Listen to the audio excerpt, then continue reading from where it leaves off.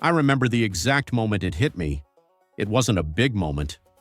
Just me standing in the cereal aisle at the grocery store, holding 2 boxes, doing the math in my head and realizing I had done this same math 6 months earlier. The number was different, noticeably different. I put 1 box back. That's a small thing. Most people do that. But for me, in that moment, something clicked in a way it hadn't before. Because I had retired 8 months earlier, I had run the numbers, planned carefully, done everything the right way. And there I was, putting a box of cereal back on the shelf because the math had changed and I hadn't. That was the beginning of something for me. Quiet, no alarm, no drama.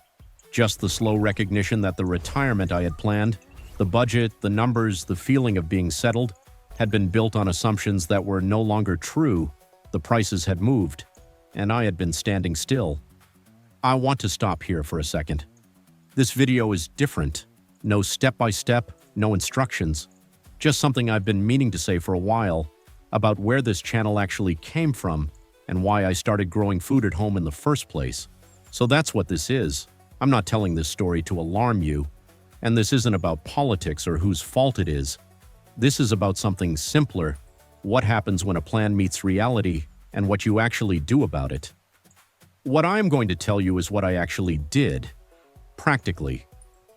Because I think a lot of people in retirement or approaching it are quietly carrying this same weight and not talking about it. Not because they're in trouble, but because they planned well enough that they're not in trouble yet, and yet there's this low-grade awareness, this subtle recalculation happening every time they're at the checkout, every time they get a grocery receipt and look at it twice. I know that feeling. I lived inside it for a few months before I decided to do something about it. The first thing I did was look honestly at where my household's food money was actually going, not in a panicked way. I just sat down with 3 months of grocery receipts, which I'd been keeping out of habit, and I went through them. The total amounts I was roughly tracking. What caught me off guard was how much of what I was buying was stuff I could theoretically produce myself. Not all of it. I'm not suggesting anyone grow their own flour or raise their own chickens in a suburban backyard. That's not realistic for most people, and it wasn't what I was looking at. But produce, herbs, some fruits, leafy greens, eggs eventually. These were things I was buying every single week, and also things that, given the space I had in the backyard, I could actually grow or raise without a major investment or a lifestyle overhaul. That distinction mattered to me. I wasn't trying to become a farmer, I was trying to reduce a specific kind of financial exposure. So I started small. I put 4 containers on the concrete pad behind the house. Tomatoes and basil mostly, because those were the things showing up on every receipt. I didn't build anything, I didn't overhaul the yard, I just put 4 containers on a concrete pad and paid attention. It worked. And it worked well enough that I expanded the next season. Here's what actually happens when you start this way. It changes your relationship to the grocery store gradually. You don't suddenly become self-sufficient. But over time, you start showing up with a shorter list. You start buying fewer of the things that cost the most per week. And that shift, week after week, adds up more than you'd expect when you sit down and look at the numbers. This wasn't about becoming a prepper. It wasn't about stockpiling or worst-case scenarios or living off the grid. I live in a regular neighborhood with a regular backyard.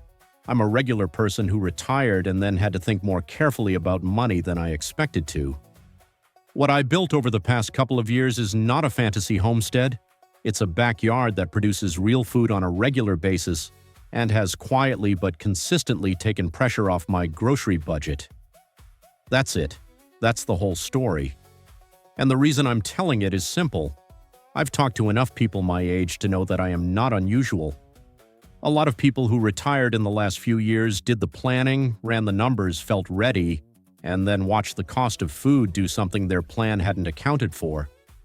Most of them are managing, but managing and thriving are different things. And I've found that having a backyard that produces food is one of the most practical ways to put some real resilience back into a retirement budget. Not because you'll grow everything you need, you won't, but because every week you're spending less than you would have, you're building back a margin that inflation tried to take from you. That backyard margin is the thing I wish someone had told me about years earlier. Not as a hobby, not as a lifestyle choice, as a practical financial strategy for people who want their retirement to work the way they planned it. If this lands for you, if you've had your own version of that cereal aisle moment, I'd encourage you to subscribe and keep watching. This channel is built around exactly this idea, using your backyard not as decoration but as part of how your household actually functions. And if you want to keep going from here, there's a video right after this one that walks through the specific things worth growing first, based on what actually moves the needle on a grocery budget. Not the prettiest plants, the most useful ones. Was there a moment at the checkout, opening a bill, looking at a receipt when you realized the plan needed to change? I'd like to know what that looked like for you. I'd start with tomatoes and one leafy green this week, even in containers. One plant changes how you see the whole yard, and the whole yard changes how you see the grocery store.